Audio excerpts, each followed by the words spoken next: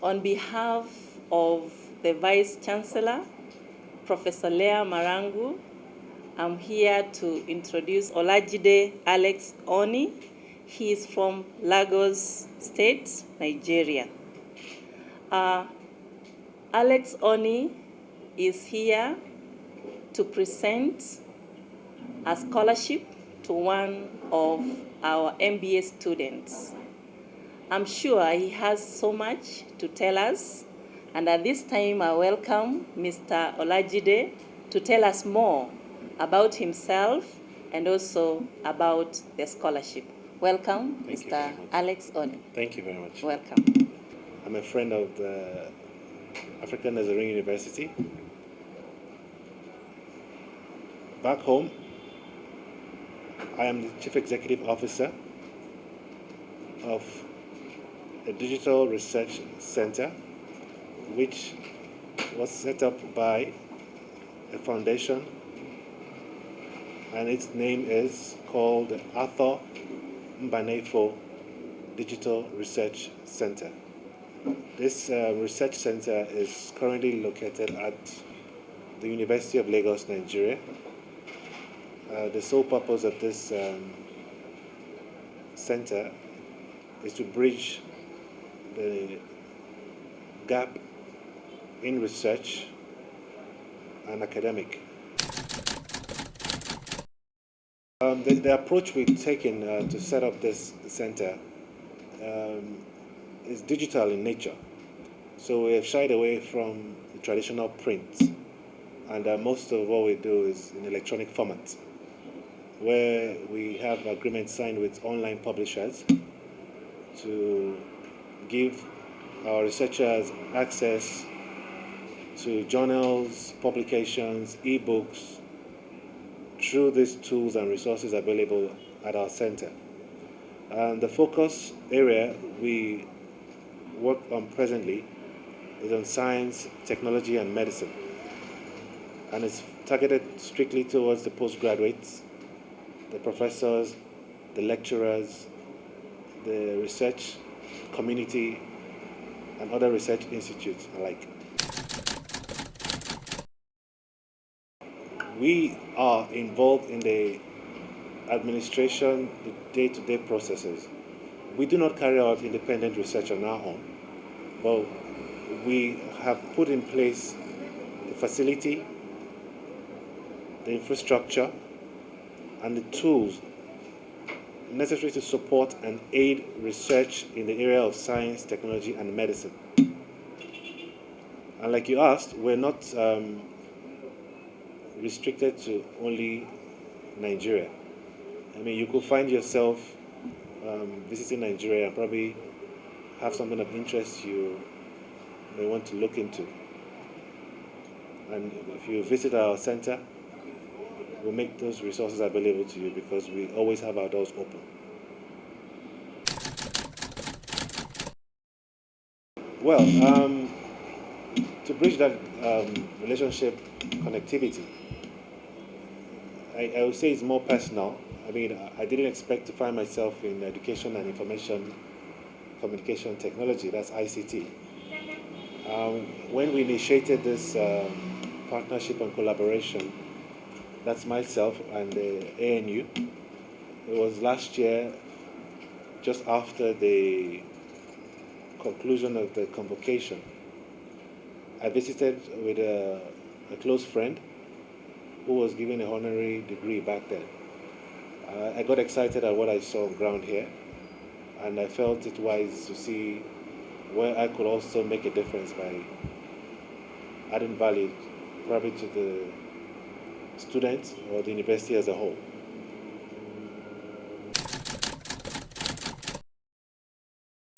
The scholarship on its own is a 50% tuition and examination fees that is taken care of, and it's under a very keenly competitive criteria. That is, students have to show good academic performance, good community service, leadership, exemplary roles, and in meeting this condition, that was how we arrived at the beneficiary of this current scholarship. It's targeted strictly at the MBA students of the African Nigerian University. No, it's not a one-off. There's always room for continuity, and given what we've started now in this partnership, I mean, there's a lot of hope and aspiration to want it to continue because collaboration is a two-way thing. So my hope is that it will be a continuous process.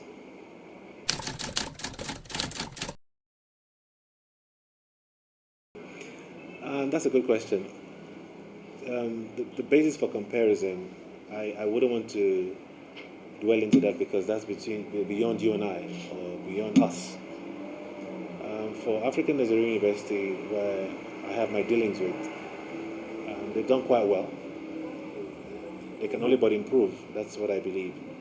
And if you want to look at what we have in Nigeria, yes, in terms of size, capacity, infrastructure, we may have more than you would in Nairobi or in Kenya as a country. And that's the only reason why I say I don't want to compare. I would not like to compare. So in terms of standard quality, yes, the African Nigerian University has shown the standards. And I'm sure we have one or two things to learn from what is being exhibited here. So even if you say we're bigger or by size or by might, that is not a criteria for production of quality education.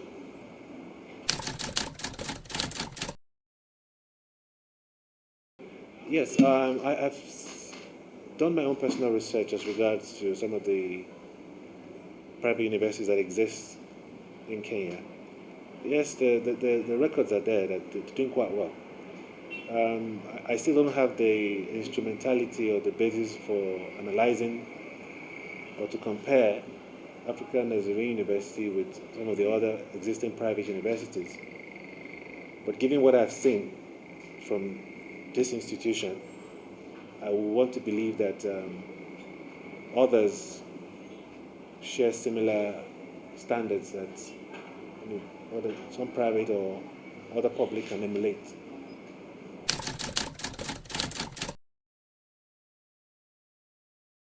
Okay, true to that, I would want to say that there's a lot of expectation, which is usually channeled or focused towards the government's role in education. And there's a limit to what I think that can achieve or the results that can be expected from that area. Because you expect that with the level of awareness, the drive for education globally, the standards being set by the UNESCO and the United Nations for education vis-a-vis countries and their budgets for education, it will be a welcome development to have more private initiative in support of education. And this, by extension, will definitely go a long way in impacting on the lives of the people. Yes, apart from the scholarship on its own, which is one aspect of one of the partnership, since it's a two-sided approach. The other aspect has to do with the fact that I'm here as a speaker to the students. That's on both the MBA and some of the undergraduates at the two campuses, where I hope to,